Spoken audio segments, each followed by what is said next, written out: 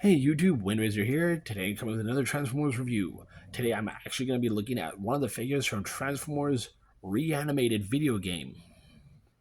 And they actually brought him, just him alone, into the line of Studio Series. I'm going to be taking a look at Studio Series Gamer Edition number 10 from Transformers Reactivate, Bumblebee. Yeah, one of the Reactivate 2-packs, and they put one of them in the Studio Series line. You should have done this in the first place, Hasbro. But I understand why you brought them out as 2-packs first before putting them into the Studio Series line. I really do hope you do it for all the other three, because I like how Starscream lurks. I like how Starscream lurks. I like how Starscream looks. I like how Soundwave looks.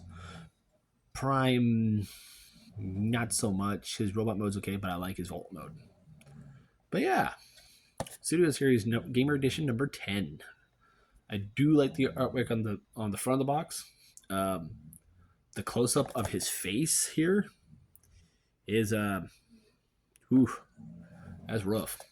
But on the back we have video game inspiration, scale, detail, and backdrop. Humanity's last hope, and we do have a splash damage logo.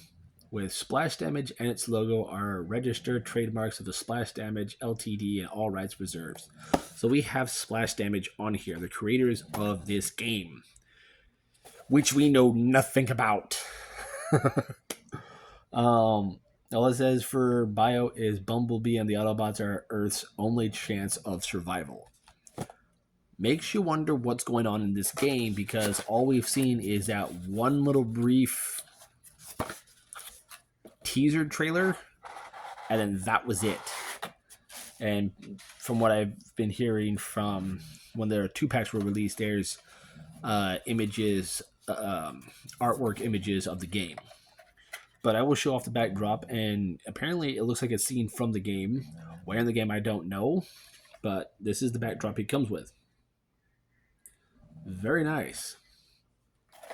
I would like to know more about this game and what it's going to be and entail, and what it's going to be about. But Splash Damage, the creators of this game, are keeping it in the dark and keeping it hush hush. But yeah, but Hasbro made a deal with them and said, yeah, let's make some kick butt figures of these characters. And we got Bumblebee in the first line of the the new Gamerverse Studio Series. So very nice. I love, when I first messed with this, my thoughts first of him out of the box were, okay, he's nice. I love how the joints feel. But when I transformed into his alt mode, I immediately fell in love with him. This is now my favorite alt mode and interpretation of Bumblebee. He is this off-road, rugged Mad Max beetle, and I love it. I do like the dark gunmetal grays on here. We do have some here on the door, but on this side, you notice there's none on here. He has what's this asymmetry. I think it was either Emgo or somebody else called it like replacement parts. Like their main parts are missing and they're being replaced with all this gray stuff. But very cool. I love how it looks. The bumper looks nice. Got an Autobot symbol right here, front and center, molded and painted. Very nicely done. We do have some shocks molded in here behind the wheels on both sides. Very cool. In the back, I like how we have his stingers here that you see on the animated Bumblebee. And then we have this giant engine block here with a molded Autobot symbol also painted. Very nice. I love the spoiler. I love how everything comes together. He's an interesting transformation. If you pick this figure up, it's best to watch Mgo's review on how to transform him from robot mode to vehicle. because the instructions are complete and utter. They're slag. Like, give me a moment. Like,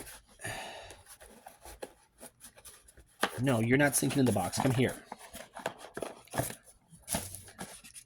These instructions are horrible.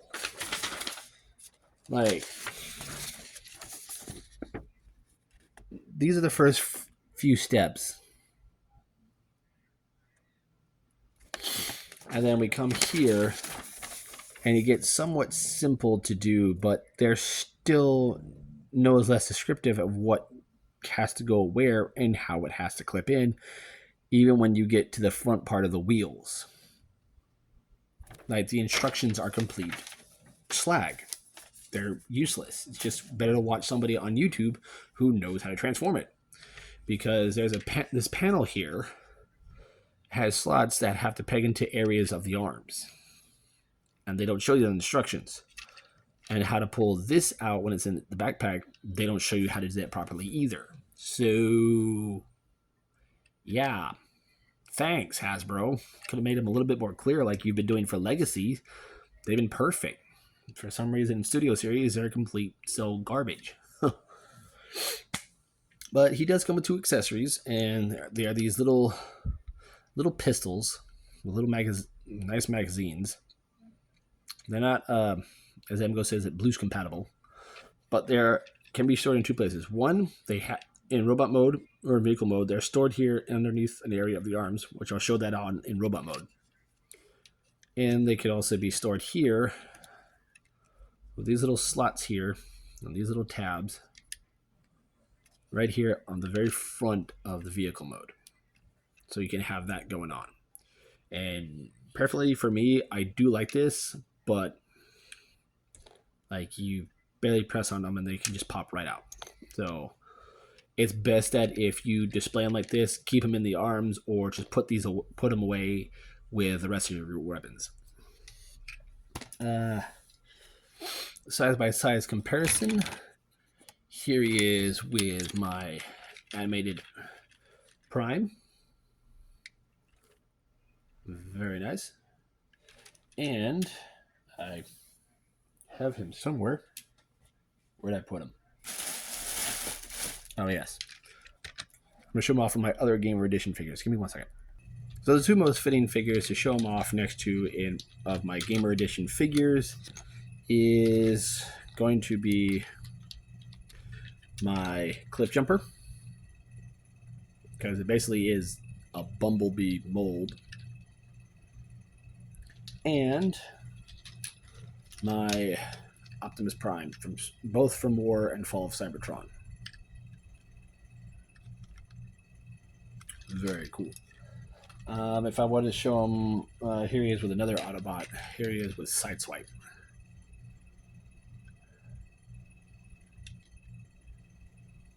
Very nice.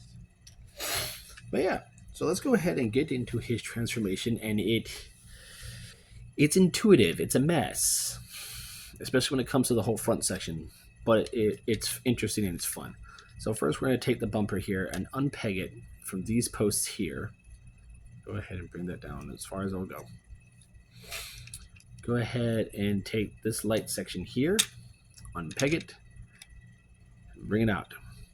And it's going to unpeg from this tab, that will go there, and then this slot here, which tabs into that piece right there. They don't tell you about that in the instructions when you're going into vehicle mode. Go ahead and do that on both sides. Go ahead and bring the arms out. Swing them out. Bring them out. Rotate them. And bring them down and rotate. So rotate, bring down, and rotate. And I'm going to keep these up like this and out of the way for right now. Next, we'll come to the doors and undo them unless they've already done it for you. Come to what are going to be the legs, and this is where fun comes. So the way these are in here, that's very nice how they do it. You unpeg them from the back section, bring it down, and it's pegged in by 2 places. Here and the slot up here, which pegs into here and here. Bring that down. Bring out the foot. Rotate the foot. Swing this in. Bring this down, and it will tab. This will tab into that tab right there, and then close this up onto this tab here. There you have that. And I like how the wheels form around the leg. So go ahead and there we go. Unpeg it. Bring it down. Bring out this foot. Rotate it.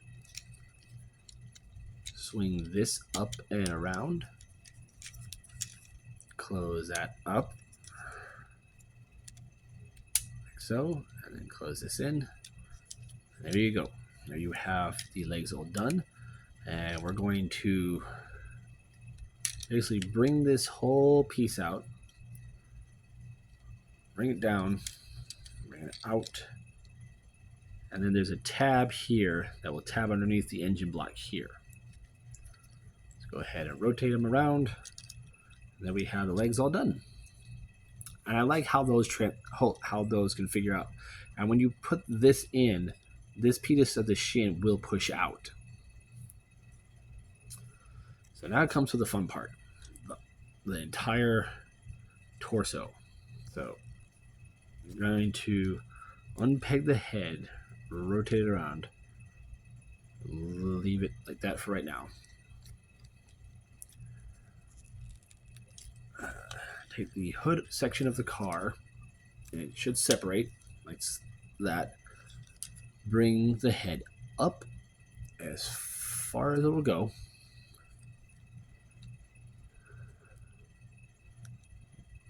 Bring this up, and then rotate the head back around. And here's where fun comes into play. You have to take this whole piece, not the head, but this whole section, and shove it into here.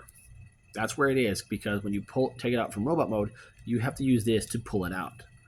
There's no nice way to doing it. You just have to.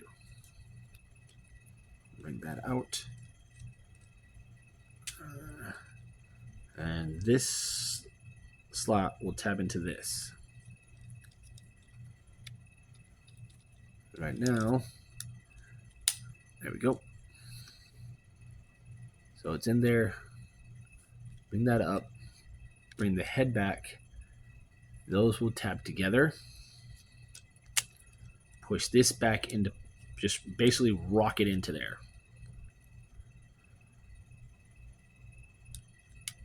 Put that back there. Leave the door wings as they are. And there you go. Just position the shoulder pads. And there you have Bumblebee in his robot mode. And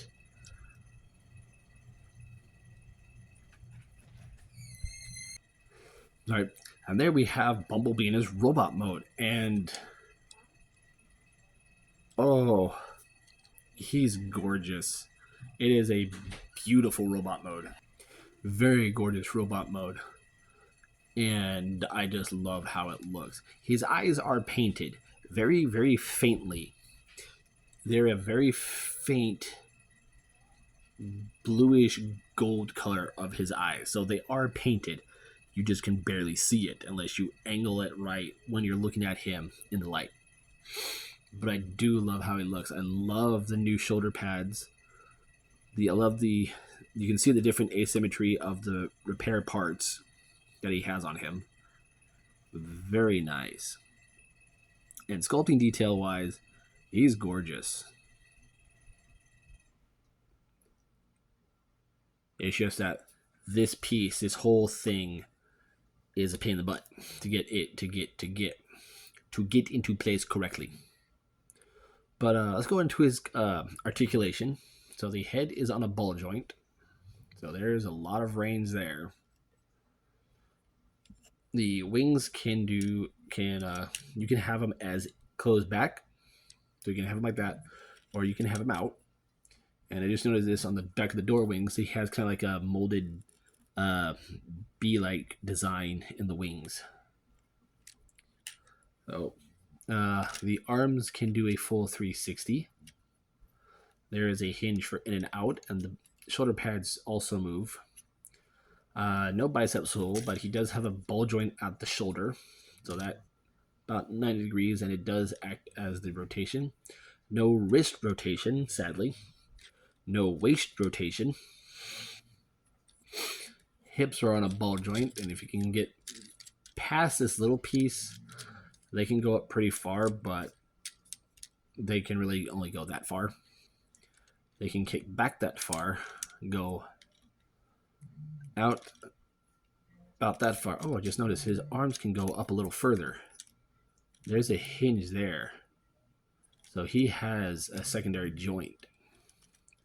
So he has a butterfly joint. He has a butterfly joint in his shoulder, so he can do a dab if he wants to. And his shoulder is on a soft detent. I just noticed that for rotation. But his legs can go out that far. There's a thigh rotation. Bend at the knee about 90 degrees. And the feet are on a ball joint, so there's forward and back and side to side, as well as a rotational joint. So he gets some good, you can get some good posability out of him. As I said, for the weapons, there is a slot here on the back of his arms where they will peg in vehicle mode. So you take that little tab right there and just shove it there into his arm. And that's where they'll sit when stored in robot mode as well as alt mode. With the directions, you can have them to where he has them in his hands behind here, or if you want, you can use those slots that he had in vehicle mode and still have them there so he can have like shoulder cannons. Me personally, I'm always going to pose him like this, where he's like, I'm ready, Prime, send me in. What was the line he used in Transformers 1? I am Badassatron. I am ready. Badassatron. I can't do that. It hurts my voice. Size by size comparison. Here he is next to Metal Hawk. Here he is next to Ironhide. And I don't have him transformed, but give me a moment. Let me transform him real quick. And here he is next to my War for Cybertron Viacon, which I may need to get another one of these because I do like these things. So yeah, I really do hope that they do the other Reactivate figures of Starscream, Soundwave, and Prime. I really do hope they do that because I like how this guy feels. I love the attention to detail on this figure. Like, I'm already still finding hidden molded bits here and there, and I do love it. Is this worth picking up? Yes, if you did not want to spend the $80-$90 on the 2-packs of the Reactivate figures, you can get him by himself as a studio series, and he's still just as good. If you can find him. I found him at my local GameStop. I've seen him at Walmart's, so just be lucky to find him. He's about a $30 figure, so he's worth it. Definitely worth picking up. But there you guys have it. There's my review on the Transformers Gamer Edition number 10 from Transformers Reactivate Bumblebee. I'm Windracer, and I'll catch you on the next review.